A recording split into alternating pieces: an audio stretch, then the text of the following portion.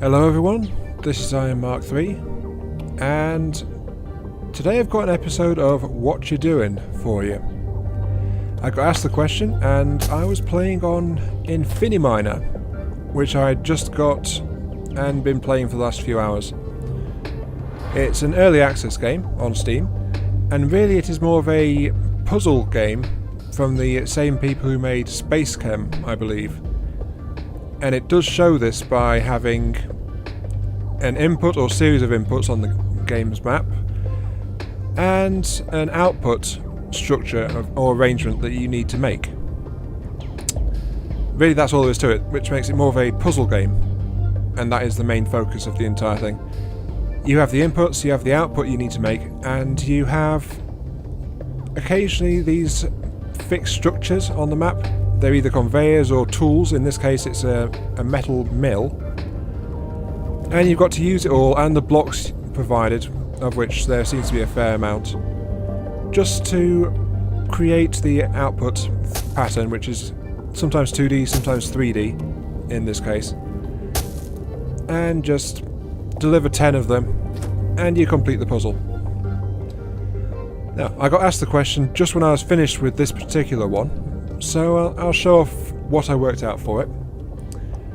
Though I admit this is not the fastest or the simplest layout that it could possibly be, because I didn't know that you could actually increase the input rate, as seen in the bottom right, which dictates how fast resources get put into it from the actual source over here, which is some kind of metal refinery silo thing, I think. I don't know what it is. I've been abducted by aliens. I don't know what any of this is. But yes, this is what worked out for it. Metal blocks come in here, and then they move on to this splitter, which will, unless something stops it, send them down into this area here. I'll just activate my jetpack so I can float and show you. Now it comes onto this bit. These two beams weld, so two blocks get together and it welds them. I'll just show this to you, if I can just start it up. Here we go. Okay, metal box coming along, just like that. And they'll get dropped straight into here, and since there's no conveyor under there, it'll stop them. Like that. And as you saw, the moment the next one dropped down, it just got welded together. Now this will produce a block, a piece 4 blocks in length, because it's 3 blocks and then a conveyor, so the fourth one will position it over there. Just let it do that. And as you see, it continues moving. And then, to save a little space, I have it rotating around to drop down into this entire area down here. Now, I don't want too many of these going on, so I've got a sensor here which actually detects when one of these blocks is in position, and it will cut off the flow to this particular line, just to allow metal to keep going down it. Just like that, you see?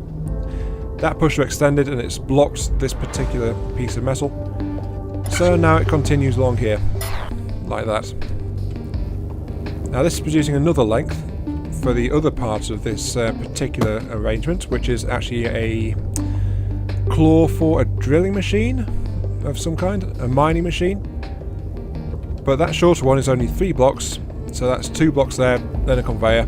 It's got a welder on the front of it, and the pieces come through this mill and get cut to the right shape. Just like that, as you can see. And then again it just starts dropping down into this entire arrangement that I put together here. Now, I need 2 of these for every one of these to go into that shape. So here I've got another one which will allow it to store the pieces until it's got 2 of them ready to go. Just like this. First one pushes, it triggers this sensor, which triggers this pusher here, which moves the other one off, and it sends them both down onto these rotors, which turn them to the right positions. Something else that happened is there's another sensor here, which sensed that one when it fell, and it pushed this central piece down into the next stage here, ready to go on top. So just like that, drops those 2 down, another sensor triggers, gets it moving, welds into place, and there we go. This claw is teleported away to my alien overlords, and everything is fine.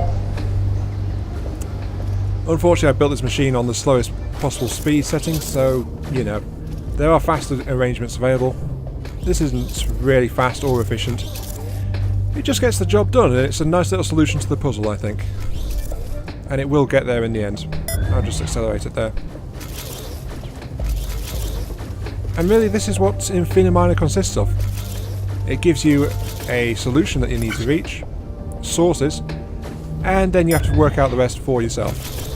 And you can also explore and find little secrets as you go around. Like this little cave in here, for instance. But it's about to deliver the last piece, so there we go.